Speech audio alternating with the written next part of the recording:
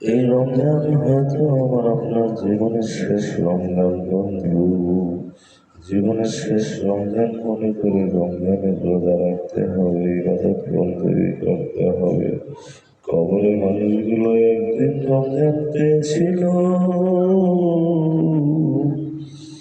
আজ তারা শুধু একটা সেজদার জন্য অপেক্ষা করছে।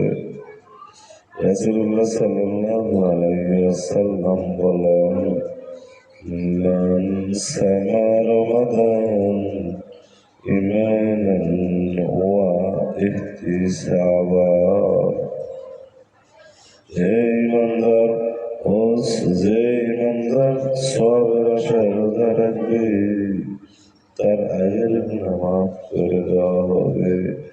যদিও সেই গুণগুলো সাগরের ফেনা পরিমাণ হয়, তবুও আল্লাহ রাব্বুল আলামিন মাফ করে দিবে। সুতরাং এই রমজানটা হাতছাড়া করো না বন্ধু। জীবনের শেষ রমজান মনে করে আল্লাহকে রাজি খুশি করো, আল্লাহকে রাজি খুশি করো জীবনের শেষ রমজান মনে করে। জানি না আগামী বছর রমজান আমরা পাবো কিনা।